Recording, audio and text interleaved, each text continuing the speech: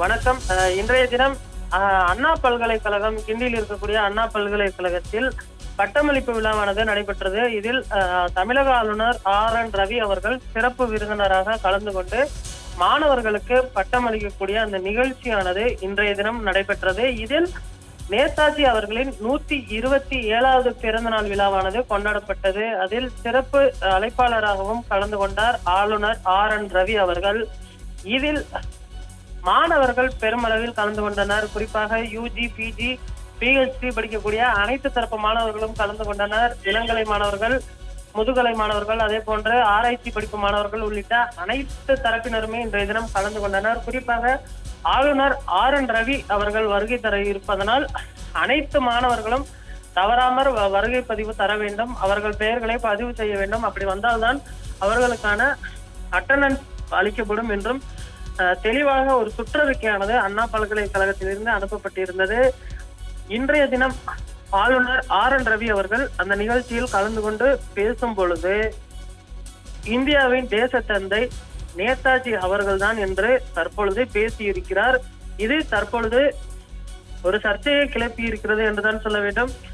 அதே போன்று 1942 ஆண்டுகளுக்கு பின்பு காந்தி அவர்களின் அந்த சுதந்திர போராட்டம் போதிய பலனை தரவில்லை, இது ஒரு ஃபெயிலியர் என்றும் பேசியிருக்கிறார். இது தற்பொழுது சர்ச்சையை மாறி இருக்கிறது.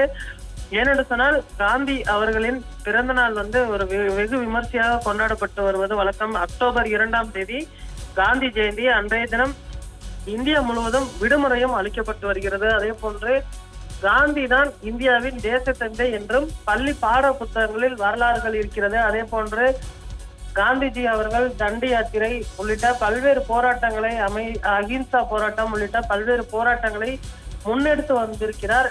இந்த சூழ்நிலையில் ஆளுநர் RN ரவி அவர்களின் இந்த பேச்சு தற்பொழுது சர்ச்சைகளை உண்டாக்கி இருக்கிறது. காந்தி அவர்களை மட்டம் தட்டக்கூடிய வகையிலும் நேதாஜி அவர்களை பெருமைப்படுத்தக்கூடிய வகையிலும் பேசியிருப்பது தற்பொழுது ஒரு மிகுந்த சர்ச்சைகளை உண்டாக்கி இருக்கிறது என்றுதான் சொல்ல வேண்டும். இதற்கு அரசியல் விமர்சகர்கள் அதே போன்ற இடதுசாரி அமைப்பினரும் கண்டனம் தெரிவித்து வருகின்றனர். ஆளுநர் அவர்கள் தனது சொந்த வேலைகளை, அதாவது அலுவல் ரீதியான வேலைகளை மட்டுமே பார்க்க வேண்டும். இது போன்று அரசாங்க ரீதியான நிகழ்ச்சிகளில் கலந்து கொண்டு அவருடைய கொள்கைகளை திணிப்பதும் அதே போன்று மற்ற கருத்துக்களை மாற்றி பேசுவதும் உள்ளிட்ட தவிர்த்து கொள்ள வேண்டும் என்றும் தொடர்ந்து கோரிக்கை வைத்து வருகின்றனர். குறிப்பாக ஆளுநர் அவர்கள் தமிழக ஆளுநராக பதவியேற்றதற்கு பின்பு பல்வேறு சர்ச்சைகளை தொடர்ந்து சந்தித்து வருகிறார்.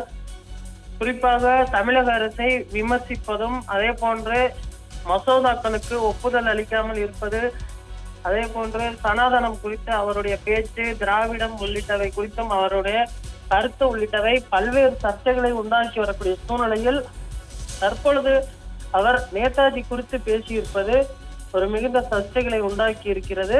இது குறித்து ஆளுநர் மாளிகையிலிருந்து உரிய விளக்கம் அளிக்க வேண்டும் என்றும் அரசியல் விமர்சகர்கள் தெரிவித்திருக்கின்றனர்.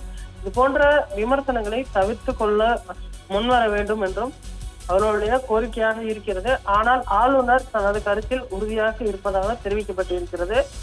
இந்தியாவின் தேசத்தந்தை நேதாஜி என்று பேசியிருக்கக்கூடிய அவரது கருத்து தற்பொழுது மிகப்பெரிய ஒரு சர்ச்சைகளாக உருவாகி இருக்கிறது.